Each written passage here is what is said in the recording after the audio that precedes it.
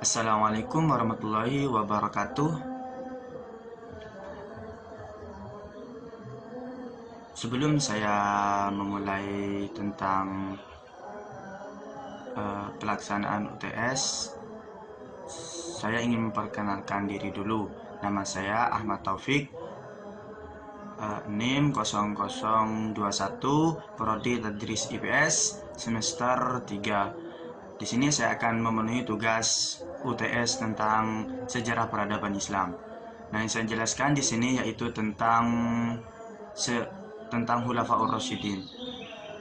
Khulafaur Rasyidin yaitu berasal dari dua kata, yaitu berasal dari kata khulafa dan ar-rasyidun, yang artinya khulafa jamak dari kata khalifah, artinya pengganti, sedangkan ar-rasyidun berasal dari kata ar-rasyid, yaitu yang mendapat petunjuk. Jadi Khulafaur Rasyidin adalah pengganti yang mendapat petunjuk. Siapakah Khulafaur Rasyidin itu? Khulafaur Rasyidin ini yaitu pemimpin-pemimpin umat Islam yang mengganti Rasulullah, terdiri dari Abu Bakar As-Siddiq, Umar bin Khattab, dan Utsman bin Affan, dan Ali bin Abi Thalib. Yang pertama yaitu tentang Khalifah Abu Bakar As-Siddiq.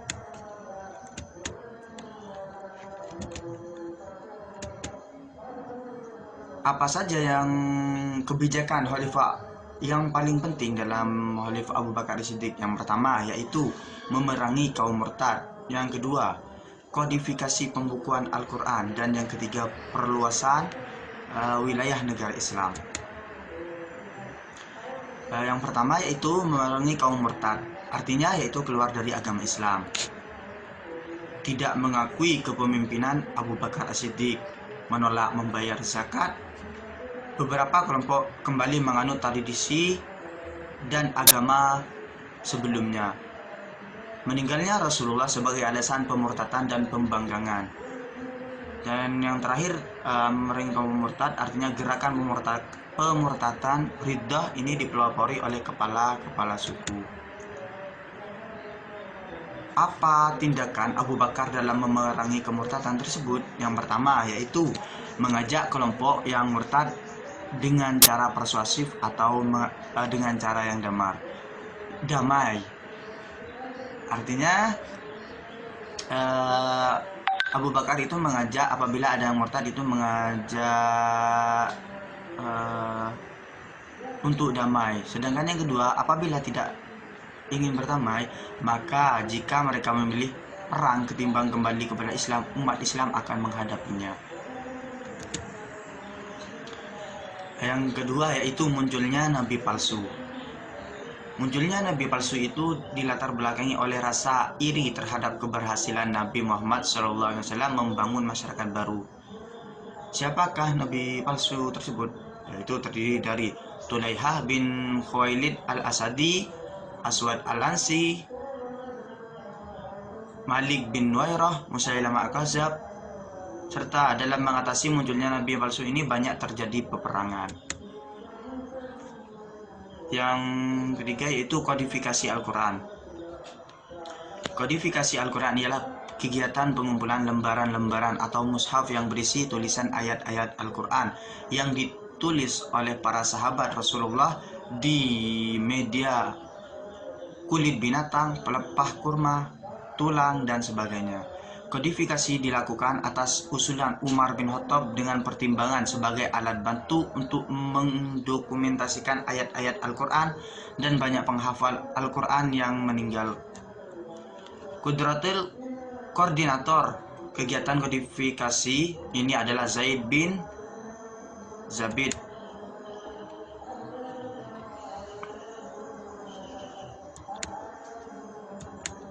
Yang keempat yaitu perluasan wilayah Islam.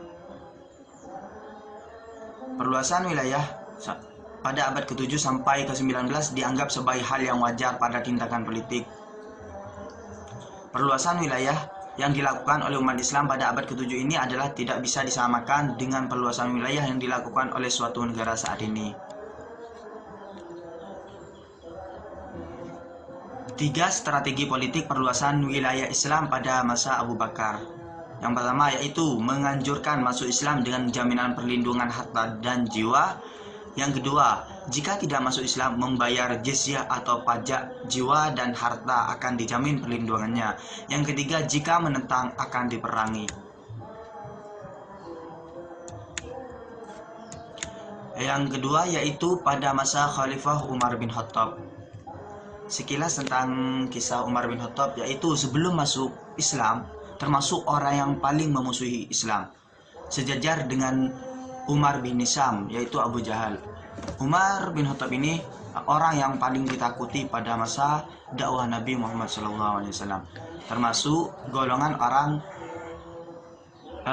Umar bin Khattab ini termasuk golongan orang yang pertama kali masuk Islam atau as-sabiqunal awwalun. Nama besar Umar memberikan pengaruh terhadap dakwah Rasulullah SAW.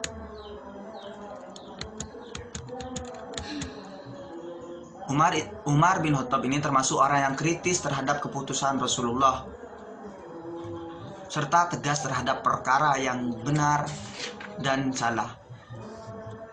Terus Umar bin Khattab ini mempersatukan konflik pergantian kepemimpinan setelah Nabi Muhammad SAW meninggal. Penasihat utama Umar bin Khattab ini adalah Abu Bakar As-Siddiq.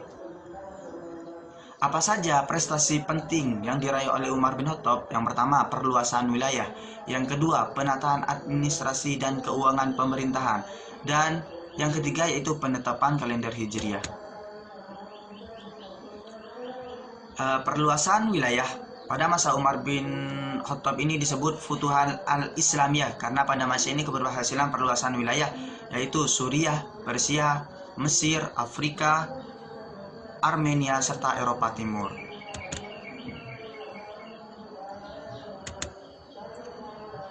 Yang kedua yaitu menata administrasi dan keuangan pemerintahan, yaitu yang pertama tentang pembentukan Baitul Mal, yaitu lembaga yang mengurusi keuangan negara.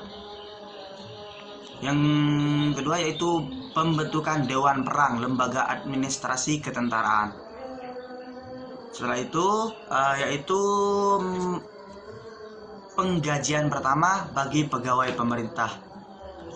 Lanjut, santunan yang diberikan kepada seluruh rakyat berdasarkan lamanya memeluk Islam. Yang ketiga yaitu penetapan kalender Hijriah. Awal penghitungan tahun Hijriah berdasarkan hijrah Rasul ke Madinah. Yang kedua yaitu hijrah adalah simbol titik balik kemenangan Islam. Yang ketiga yaitu hijrah menandakan pembagian surah-surah Al-Quran. Yang keempat, hijrah menandai 2 periode dakwah.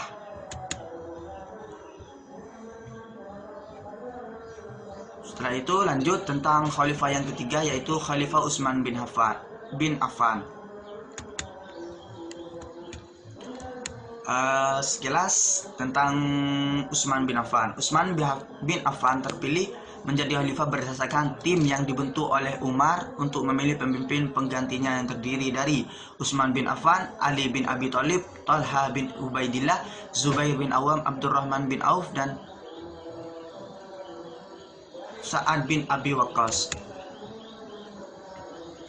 Apa saja prestasi yang diraih oleh Utsman bin Affan? Yaitu tentang kodifikasi Mushaf Al-Quran.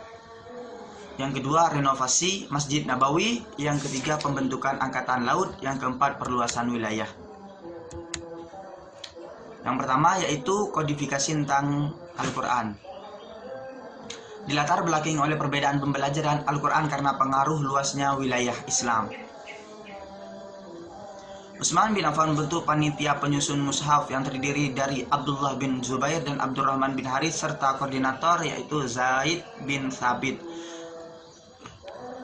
Panitia ini menyalin tulisan ayat Al-Quran ke dalam bentuk buku yang disebut dengan Mushaf Utsmani.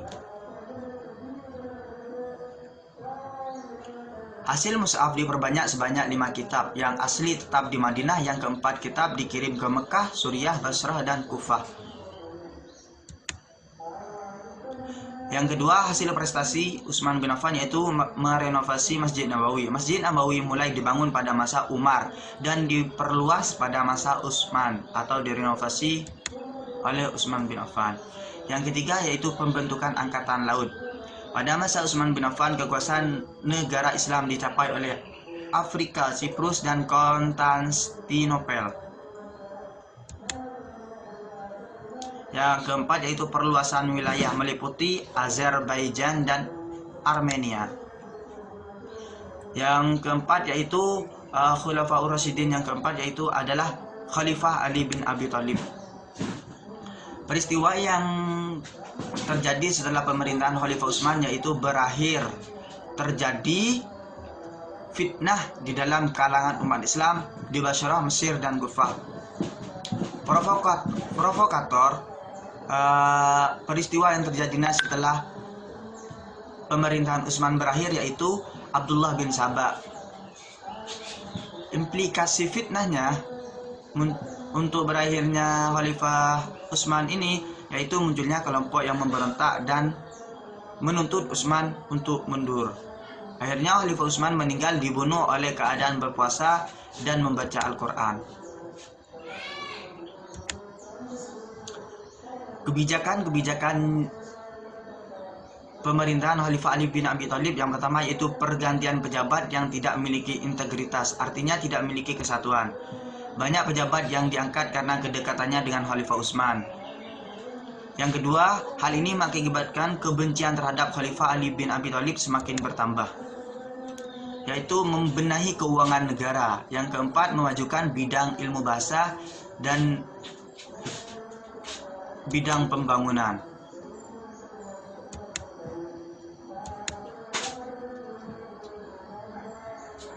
Gaya kepemimpinan Khulafaur Rasyidin. Pada masa Khalifah Abu Bakar yaitu lembut dan tegas. Pada masa Umar cerdas, tegas, dan mementingkan rakyatnya. Yang ketiga yaitu Utsman